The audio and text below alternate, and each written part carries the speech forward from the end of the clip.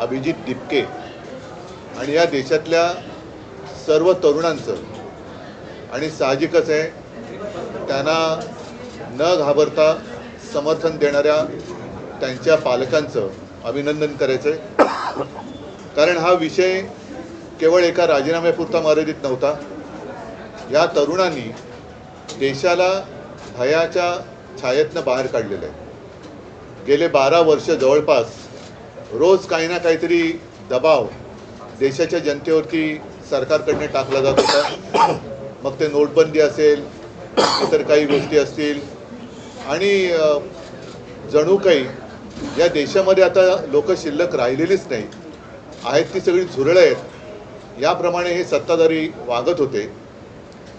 आज मला तो एक डायलॉग आठवला, तो पिक्चरमधला कुठला होता ना, एक मच्छर साला आदमी को, यशवंत सिनेमाचा। तसं एका झुरळाने हुकुमशहाला झुकवलेलं आहे।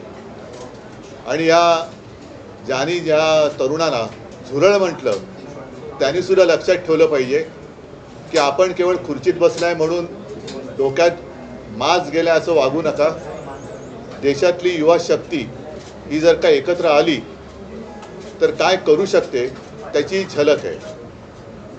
मी आपल्यासमोर किंवा आम्ही सगळे आपल्यासमोर येण्यापूर्वी अभिजित दिपकेचं एक ट्विट पाहिलं आणि त्यांनी सांगितलं की आंदोलन अजूनही आम्ही मागे घेतलेलं नाही, कारण अजून 2 मागण्या त्यांच्या बाकी आहेत।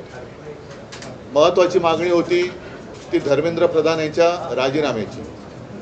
आता त्यांनी राजीनामा दिलाय का त्यांचा खातेबदल केलाय याच्यावरती अजून काही स्पष्टता नाही, पण त्यांनी राजीनाम्याचं पत्र हे सर्व माध्यमांसमोर दिलेलं आहे। आता हे झाल्यानंतर याविषयी जे प्रश्न निर्माण झालेले आहेत त्याचं पुढे काय होणार, कारण या आंदोलनाच्या दरम्यान भाजप सरकारचा एक बिभत्स भीषण गुन्हेगारी प्रवृत्तीचा चेहरा हा संपूर्ण जगासमोर आलेला आहे। ज्या पद्धतीने तरुणांवरती लाठ्या चालवल्या गेल्या, ज्या पद्धतीने तिथे आलेल्या युवतींवरती हात उचलला गेला।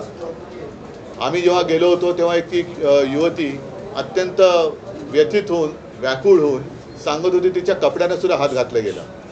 आता या पोलिसांवरती कोण गुन्हे दाखल करणार, आणि साध्या वेशामधले जे गुंड हे तिकडे घुसवले गेले होते, यांना शोधून त्यांच्यावरती कारवाई करणार की नाही, आणि एकूणच या विद्यार्थ्यांवरती जर कुठेही जर गुन्हे दाखल केले गेले असतील तर हे मागे घेणार आहेत की नाही हे आता अमित शहानी सांगितलं पाहिजे। कारण या पोलिसांवरती ज्यांनी दंडुकेशाही केली, या तरुणांवरती लाठ्याकाठ्या चालवल्या, त्यांच्यावरती जर का कारवाई होणार नसेल तर मग कदाचित ही तरुणाई आता धर्मेंद्र प्रधानांकडनं अमित शहांकडे त्यांचा मोर्चा वळवल्याशिवाय राहणार नाही। असो, मला असं वाटतं की या तरुणांना खास धन्यवाद दिले पाहिजेत। याचं कारण असं, परत एकदा सांगतो की या देशामध्ये जणू काही आता लोक राहतच नाहीत, ही सगळी झुरळं आहेत। आपण काही केलं, कशी मस्ती दाखवली तरी हे चालून घेतली जाते। हा जो काही एक समज किंवा हा जो एक भ्रम भारतीय जनता पक्ष आणि त्याच्या मस्तवाल सत्ताधाऱ्यांनी निर्माण केला होता, ते चित्र यांनी भुईसपाट करून टाकलेलं आहे। म्हणून यांना मी पुन्हा एकदा धन्यवाद देतो की या देशामध्ये अजूनही क्रांतीची ठिणगी विझलेली नाही, अजूनही क्रांतिकारक जन्माला येऊ शकतात, त्याची एक चुणूक या निमित्ताने संपूर्ण जगाला आपल्या देशातल्या तरुणांनी दाखवून दिलेली आहे। उद्याचा मार्च आहे हा नक्की होणार आहे, कारण हे एक महत्त्वाचं पाऊल आहे। अनेक वर्षानंतर लोक आपल्या भावना व्यक्त करायला लागलेले आहेत आणि मी तमाम जनतेला आवाहन करतो, जसं काल सुद्धा आपण पाहिलं असाल की आम्ही असा विचार केला होता की उद्या जर का आम्ही मोर्चा काढतोय तर कालचा कार्यक्रम कशाला करायचा, पण हे जाहीर झाल्याबरोबर आदित्यला काय, अमितला काय, असंख्य लोकांनी संदेश पाठवले आणि सांगितले की नाही आम्ही उद्या पण येणार आणि रविवारी पण येणार। आता तर धर्मेंद्र प्रधान यांचा राजीनामा झालेला आहे, त्याच्यामुळे ही युवा शक्तीची ताकद ही मोठ्या प्रमाणावरती उद्या मुंबईतून तमाम जनतेला किंवा तमाम दुनियेला आपण दाखवली पाहिजे। म्हणून उद्याचा जो काही मोर्चा आहे त्या मोर्चाच्या ऐवजी आपण काय नेमकं करतो ते राज सांगेल, पण उद्याचा कार्यक्रम हा असाच राहील जसा पहिला ठरवला होता तसा। तिकडे जमू, पुढचं राज सांगेलच. पण या पुढच्या आंदोलनाची दिशा मी अभिजितला सांगणार आहे, कारण त्याच्याबरोबर मी फोन करण्याचा प्रयत्न करतोय. कदाचित तिथलं नेटवर्क जाम झालं असू शकेल. तिथे जामर लावलेत. त्याच्यानंतर त्यांच्याशी बोलून अभिजित आणि त्याचे सहकारी काय ठरवतील त्याच्याप्रमाणे सगळेजण पुढे जातील. उद्या शिवाजी पार्क मैदानामध्ये वीर सावरकर मार्गावरती तिथेच व्यासपीठ असेल. उद्या तिथून सिद्धिविनायकला जे जाणार होतो तर तिथेच असेल आणि तिथेच सगळेजण जमतील आणि तिथेच खरं तर हा या तरुणाईचा हा विजय आहे, खूप मोठा विजय आहे. याचं जर एका वाक्याचं वर्णन करायचं झालं तर या जेनझीनी सरकारच्या झिंज्या उपटलेल्या आहेत आणि त्यांना जमिनीवरती पूर्णपणे आणलेलं आहे. हा मला असं वाटतं खूप मोठा विजय या तरुणांचा आहे. त्याच्यामध्ये दिपकेंचा त्याच्यामध्ये खूप मोठा वाटा आहे आणि जे आज राजीनामा कधी कुठच्याही गोष्टीला मस्तवालपणे उत्तर देणारं जे सरकार आहे त्या सरकारला माघार घ्यावी लागली एवढ्या मोठ्या प्रमाणावरती. एवढं मोठं आंदोलन आज देशभर उभं राहिलं आहे आणि त्याचा जल्लोष मला असं वाटतं होणं गरजेचं आहे आणि त्याच्यासाठी म्हणून उद्या सगळेजण शिवाजी पार्कला तिथे जमतील. आतापर्यंत जो रोष होता तो केवळ धर्मेंद्र प्रधान यांच्यावर नव्हता, तर आता रोष जो आहे तो पंतप्रधान यांच्यापर्यंत मी कालच म्हटलं होतं की हा जो राग आहे आता हा प्रधानांवरून पंतप्रधानांवरती गेलेला आहे. आणि एक गोष्ट तुम्हाला सांगतो की याच्या पुढचे जे काही निर्णय आहेत हे मला असं वाटतं अभिजित दिपके हे जे घेतील त्याला आमचा पूर्णपणे पाठिंबा असेल. त्यांनी ह्या गोष्टी सुरू केलेल्या आहेत, निर्णय त्यांनीच घ्यायचा आहे आणि ते ज्या प्रकारचे निर्णय घेतील त्याला मला असं वाटतं देशातला तरुण पाठिंबा देईल. साहेब, ही घटना राजीनामाचं पत्र दिल्यानंतर देवेंद्र फडणवीसांना अमित शहानी दिल्लीत बोलावून घेतलेलं आहे. कदाचित महाराष्ट्रामधून पुढचा शिक्षण मंत्री असण्याची शक्यता वर्तवली जाते, तर याच्यावरती तातडीने बोलवून घेतलं. तुम्हाला काय वाटतं? तुम्हाला जेवढी बातमी कळली तेवढीच आम्हाला कळली. ह्याच्या पलीकडे आम्हाला काहीच माहीत नाही. राजसाहेब आणि उद्धवजी, तुम्ही महाराष्ट्रातले प्रमुख राजकारणी आहात, असं अचानक तातडीनं देवेंद्र फडणवीसांना दिल्लीत त्यांचे पक्षश्रेष्ठी बोलवतात धर्मेंद्र प्रधानांच्या राजीनाम्यावर. तुमचा अंदाज काय? नाही काय हे बघा, आता हे इतक्या वेळा गेले आहेत आजपर्यंत बरं का. आणि त्यांच्यामध्ये तर इतकं ती चुरस आहे की शिंदे गेले की मग ते आले परत की फडणवीस जातात, मग फडणवीस आले की परत शिंदे जातात.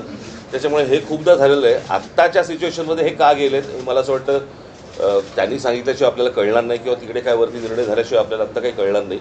कारण जशी तुम्ही आत्ता बातमी ऐकली तशी आम्ही पण आत्ताच ऐकलेली आहे. त्याच्यामुळे आत्ता याच्यावरती आत्ता या क्षणाला काय बोलण्यात अर्थ नाही. मन की बात होणार असं काहीतरी म्हटलं जातं. मन की बात होणार असं म्हटलं जातं. खरं चला. सरन्यायाधीशांचा कशा प्रकारे आभार मानाल, कारण त्यांच्या जे सोनम वांगचुक सरन्यायाधीशांच्या ज्या बोलण्यावरून हे सगळं उभं राहिलं त्यांचे नाही, सोनम वांगचूक यांना धन्यवाद आम्ही दिलेच आहेत, कारण मधल्या काळामध्ये ते स्वतः येऊन मला भेटूनही गेले होते.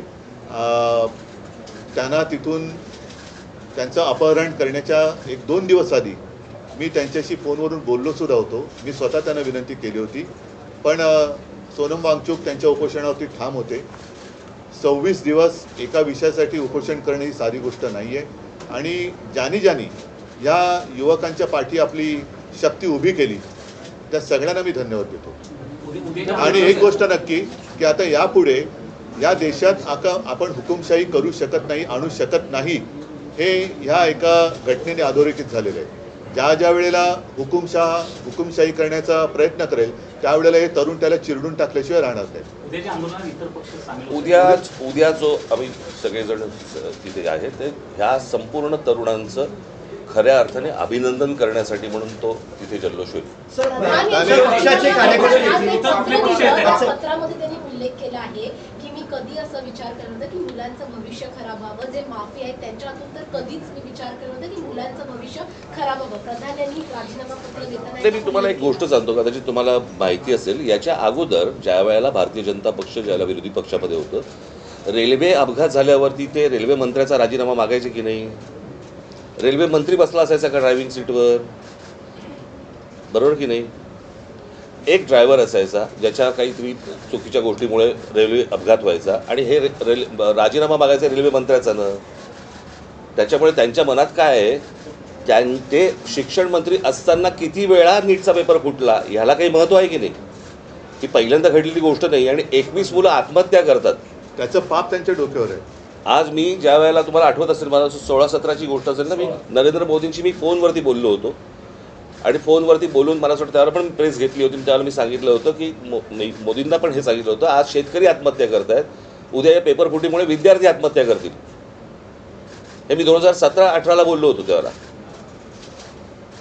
आणि आज तीच परिस्थिती झालेली आहे. मला असं वाटतं या सगळ्या गोष्टींची जबाबदारी आता ऑस्ट्रेलियाच्या शिक्षण मंत्र्यांनी राजीनामा दिला, बरोबर आहे, त्यांच्या अधिपत्याखाली खाली असलेल्या कोणाची तरी त्यांनी त्यांच्याकडनं काहीतरी गुन्हा घडला आहे, परंतु जबाबदारी म्हणून त्यांनी शिक्षण मंत्र्यांनी राजीनामा दिला आहे. त्यांनी तेव्हाच द्यायला पाहिजे होता, इतका वेळ लावायची गरजच नव्हती. हे प्रकरण इतकं ताणलंच नसतं गेलं खरं तर. पण आम्हाला कोण काय करणार हे जे आहे हे या सर्व तरुणांनी सगळ्यांना रस्त्यावरती आणले.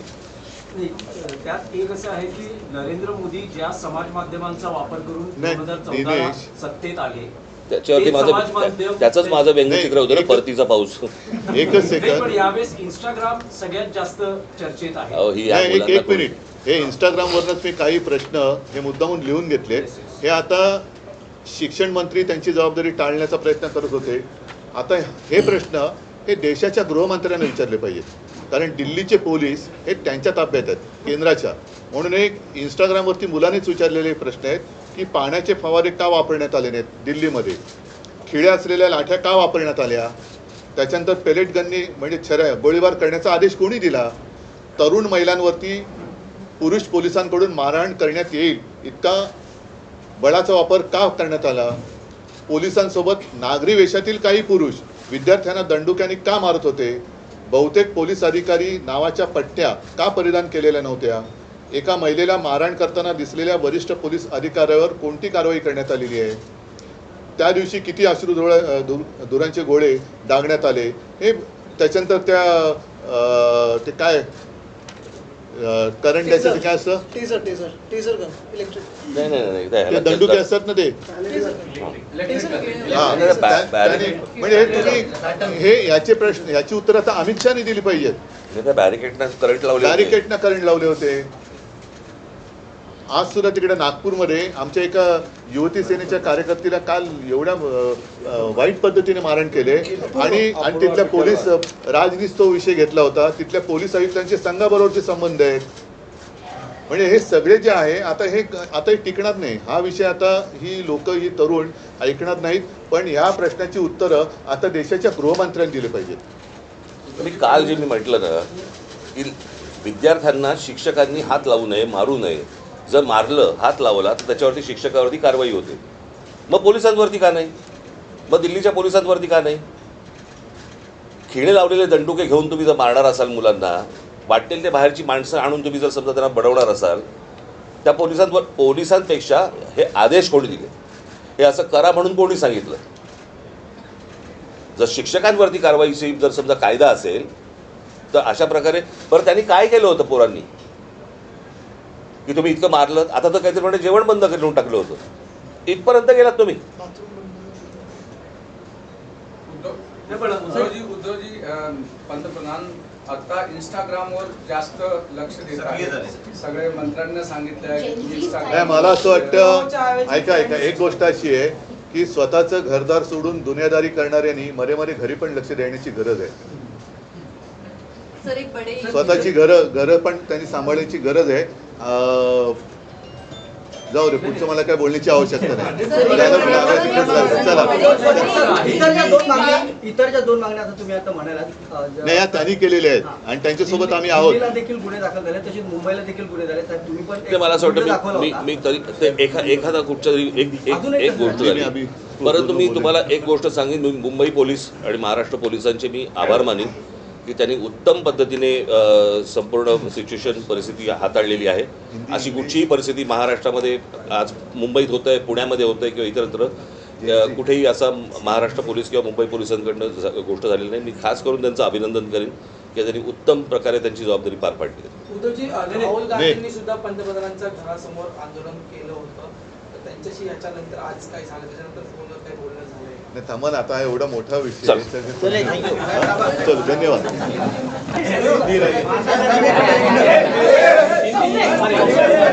बोला.